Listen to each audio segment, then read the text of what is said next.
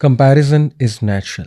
اگر میں یہ کہوں کہ انسان کو کمپیئر ہی نہیں کرنا چاہیے تو یہ غلط بات ہے، کیونکہ سائیکلوجیکلی ہم سب ڈیزائن ہوئے کہ ہم کمپیئر کریں. لیکن آپ دیکھیے کہ ہمارے نبی صلی اللہ علیہ وسلم نے کتنا پریکٹیکل سلوشن بتایا کہ اگر تم نے کمپیئر کرنا ہی ہے، جو کہ تم کرو گے، تو کم از کم صحیح ریفرنس پوائنٹس رکھو. ریفرنس پوائنٹس کیا ہوتے ہیں؟ ریفرنس پوائنٹس ہیں کہ اگر میں نے کسی سے کمپیئر کرنا ہے تو میرا کرائٹیریا کیا ہے کمپیریزن کا. فار ایگزامپل میں آپ کو ایک مثال دیتا ہوں.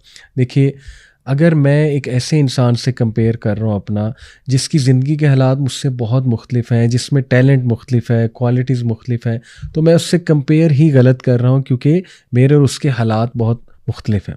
اسی طرح آج کل دیکھیں مرد اور عورتوں کو لڑوایا جاتا ہے آپس میں. فیمنزم کی جو موومنٹ ہے اس میں عورتوں کو غلط ریفرنس پوائنٹ دیا جا رہا ہے کہ تم نے ہر معاملے میں مرد سے کمپیئر کرنا ہے، جبکہ اللہ سبحانہ تعالیٰ نے دونوں کو مختلف فضیلتیں دی ہیں. مردوں کی اپنی فضیلت ہے، عورتوں کی اپنی فضیلت ہے.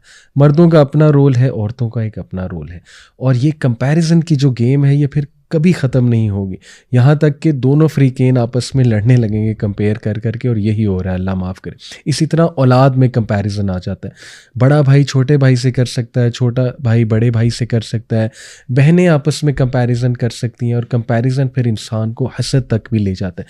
اس لیے ہمارے نبی صلی اللہ علیہ وسلم نے کمپیریزن اگر کرنا ہی ہے تو اس کا ایک طریقہ بتایا.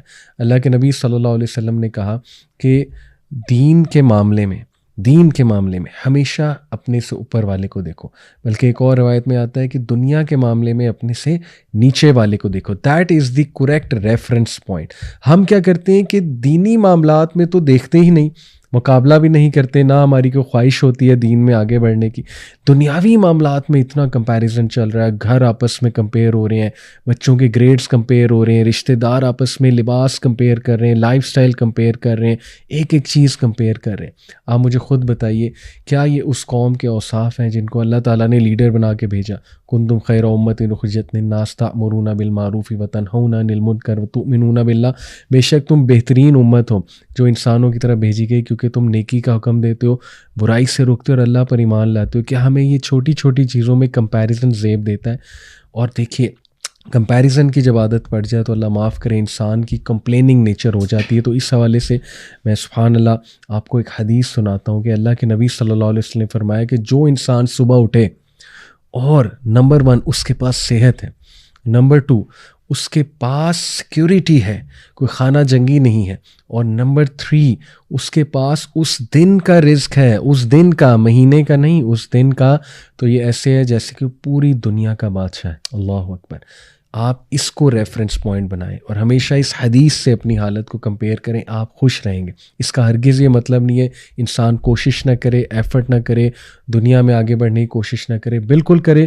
اسی لیے دعا بھی سکھائے ہمارے نبی نے، ربنا آتنا فی الدنیا حسنۃ وفی الآخرۃ حسنۃ وقنا عذاب النار. لیکن یاد رکھیں، اگر دوسروں سے کمپیئر کریں گے اپنے آپ کو، دوسروں سے نیگیٹو کمپٹیشن کریں گے، کبھی آگے نہیں بڑھیں گے.